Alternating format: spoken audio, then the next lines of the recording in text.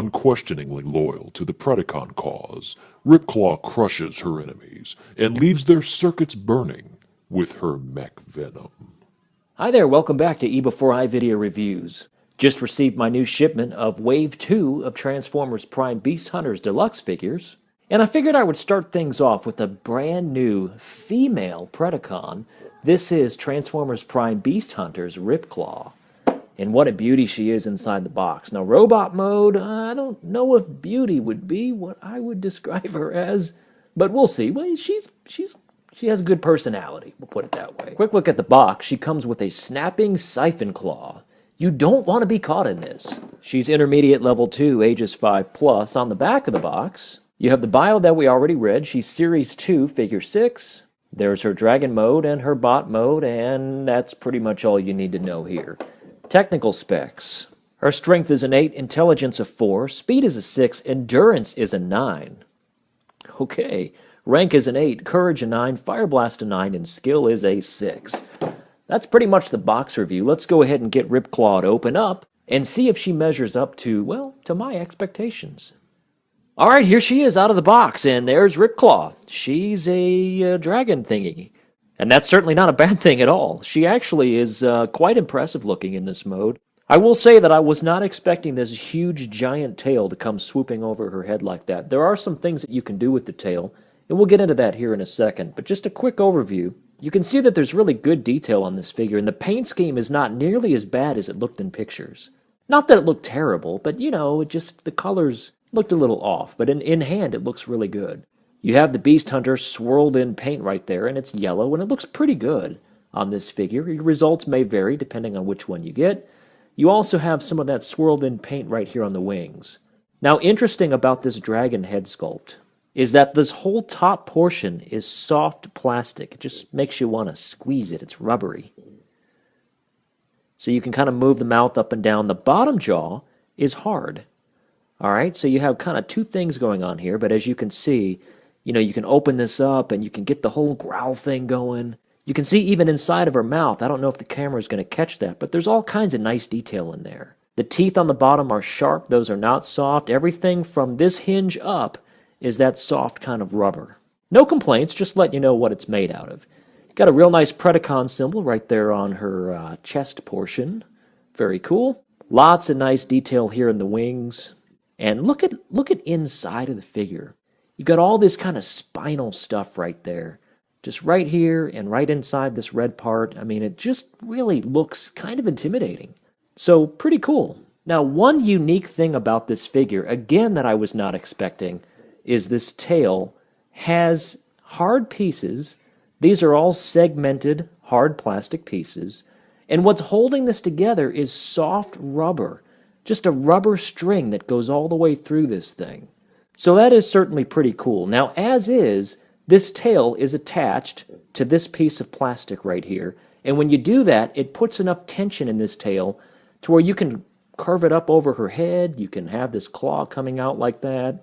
You can put it down and still have the arch. Now, you don't have to have it here. You can actually take this and unpeg it. I'm not breaking it. It's meant to do this.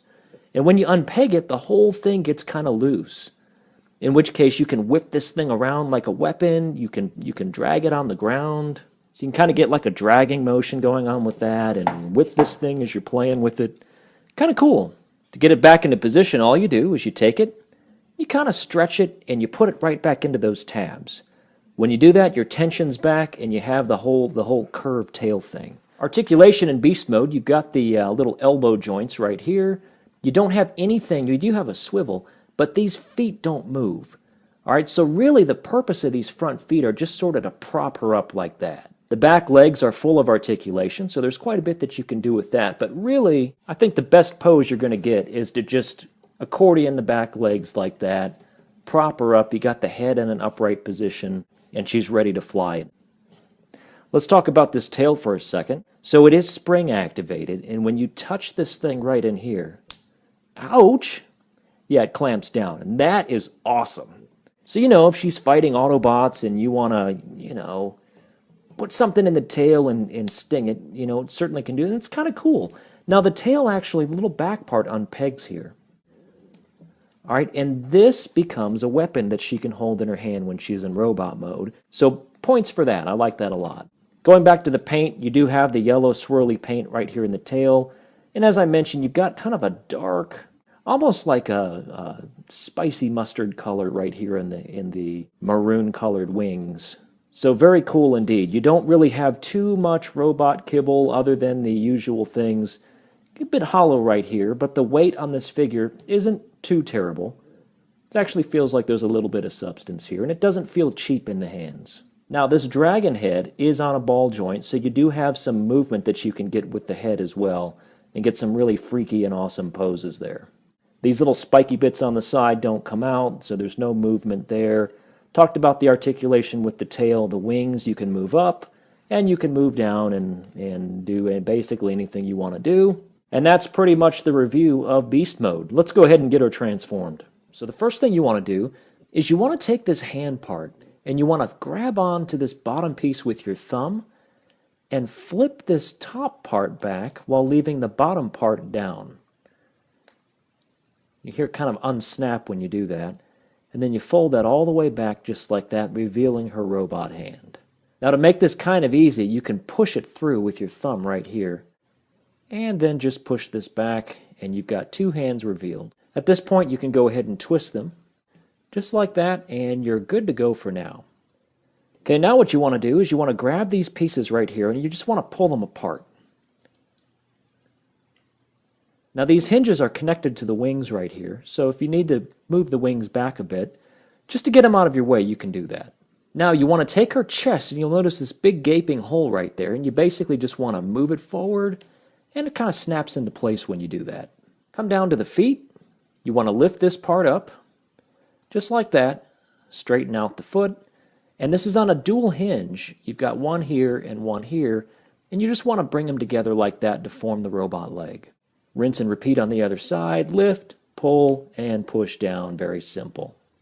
You can go ahead and straighten out these legs. Come around to the back side. You want to grab these two little horn bits right here and just start to separate. When you do that, you'll have enough clearance to move this head section back. And a la Grimlock from Animated, you take the dragon head and push it up against the body just like that. From here you can move the wings out of your way some more, come back around to the other side. The ball joints in these arms, you want to bring them up just a little bit to make them even, or you could point them up just a tad, just like that. You grab these pieces right here, and you pull them down, revealing the head. Boy, is that a beautiful woman. Anyway, let's move on.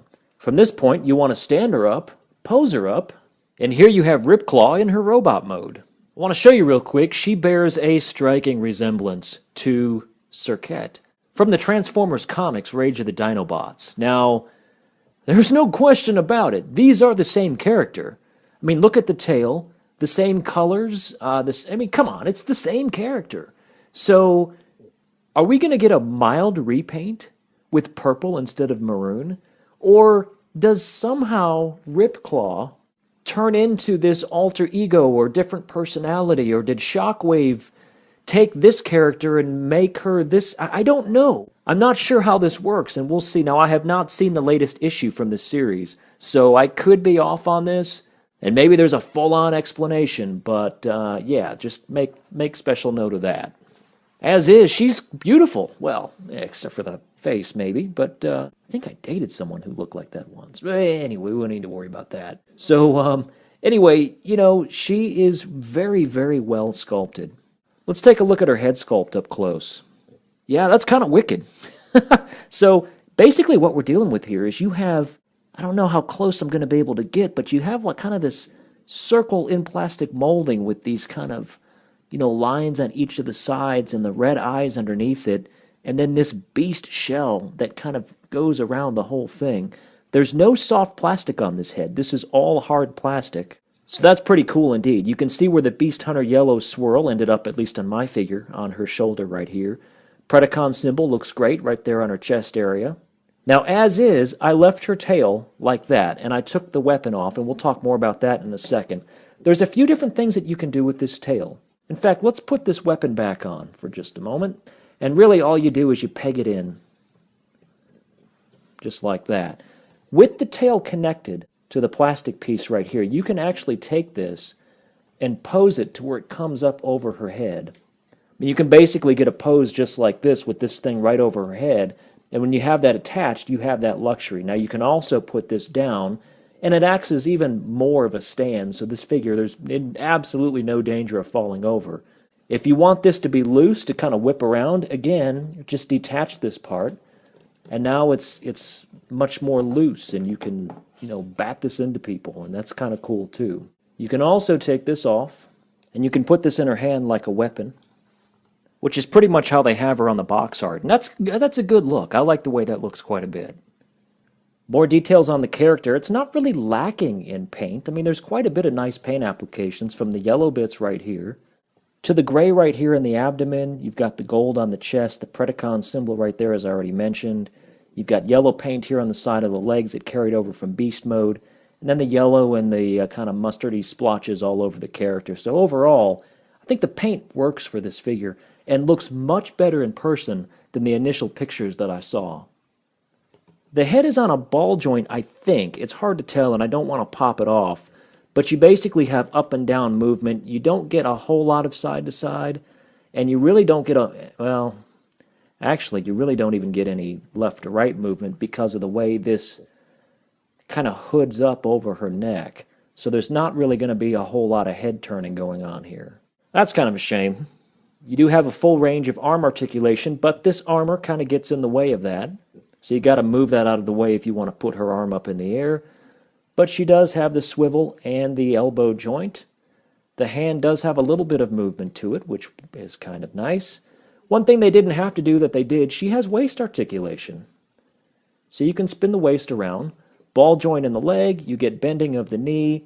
You've got some foot articulation, which is on a ball joint, so you've got up, down, left, and right on the feet.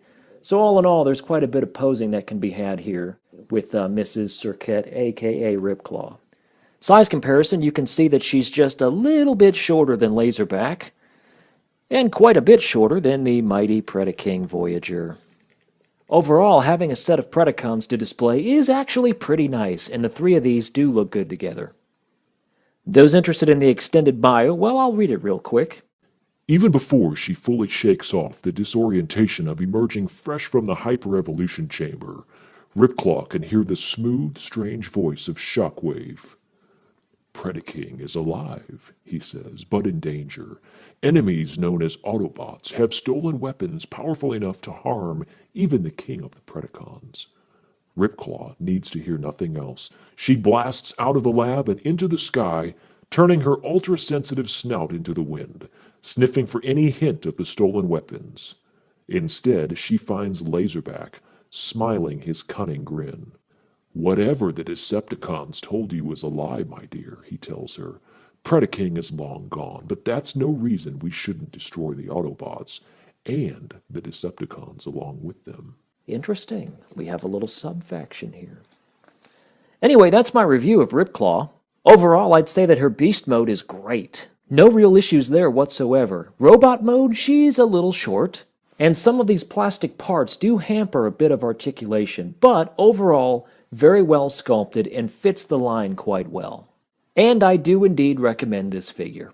So thanks again for watching. If you're watching this video anywhere other than YouTube, you can catch all my videos at youtube.com/eBEFOREiNet. And while you're there, go ahead and hit subscribe. I would really appreciate that. If you want to chat with me on Facebook, you can at facebook.com/eBEFOREi.